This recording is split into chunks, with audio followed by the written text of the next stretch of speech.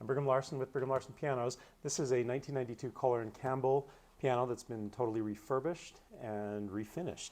So we've been doing this. I've been working on pianos for almost 30 years now, and I know what I'm doing, and I know how to turn these pianos around, take them from somebody's living room where they've been used and they're ready for some refurbishing to a piano like this that's as close to brand new as it possibly could get. Again, both cosmetically and functionally. So why don't we start with the cosmetics. It was refinished and, let's say, quite beautifully done.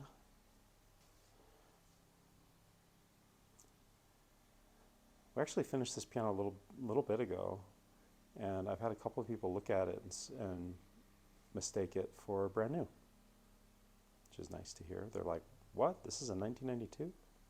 That's really surprising. And I agree with that.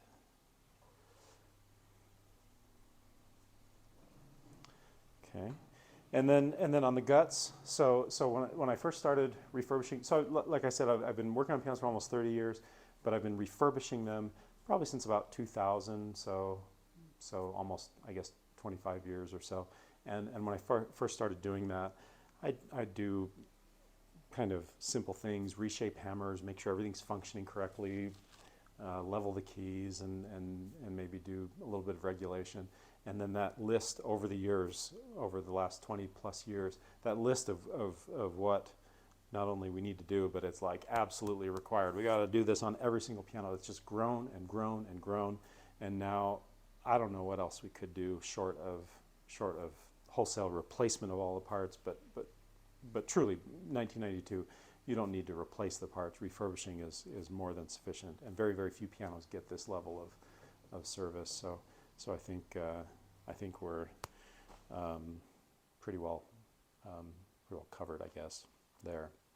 Okay, so yeah, very, very thorough process. The goal in that refurbishing process is to get the piano to play as close to brand new as we can, and that's everything from tightening everything up, making sure everything is back to proper alignment, having the hammers back to the correct rounded shape rather than having those string cuts. If you're watching this, I would assume that you're looking into purchasing a piano. One really easy thing that you can do, and people ask me all the time, like, "Hey, I'm looking at the piano. What can I look for? What can I look for to know if it's a good one to buy or if it's one to avoid?" And that's a really hard question for people that aren't, up to their elbows in piano guts all day. But one really easy one that you can look at is look at the hammers and how much wear is there on the hammers. Like if there's deep grooves, deep cuts on the hammers, well, that's a red flag that most of the rest of the piano is probably worn as well, because it takes years, not many decades, but like by 15, 20 years, something like that. If these hammers are worn, probably the rest of the piano needs to be refinished or refurbished as well. So, I mean, if you look at that, you can tell these are nice rounded shape, and they're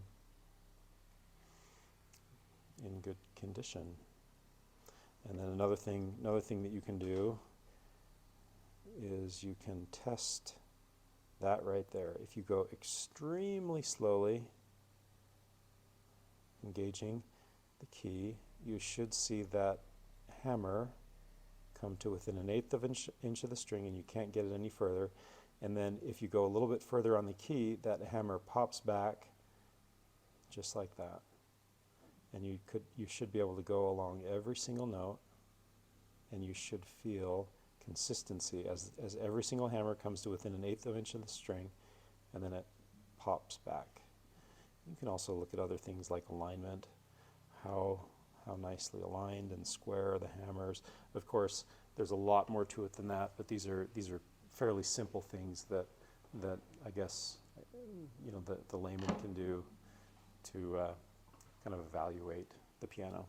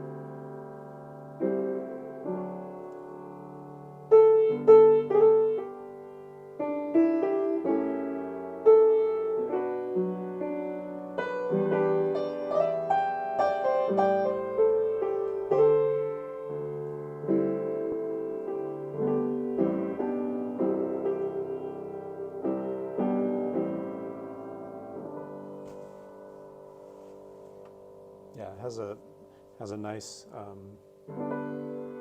nice pleasing bright tone.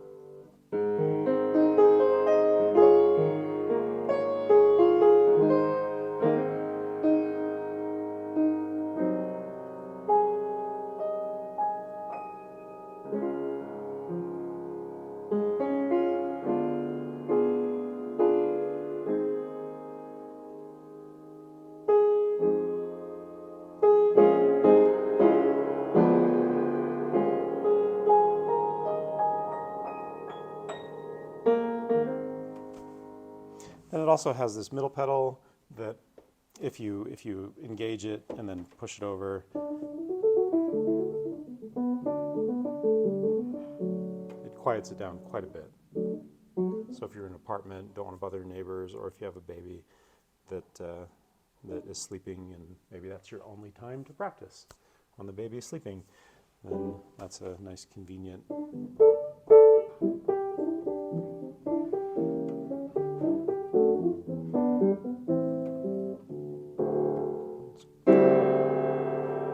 Quite a significant difference.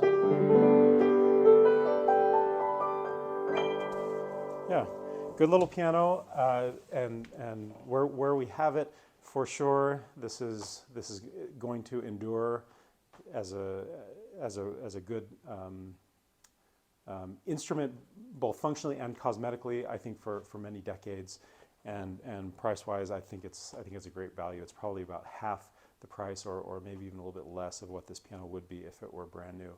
So I think from a value standpoint, really, really good little piano. Thanks for watching.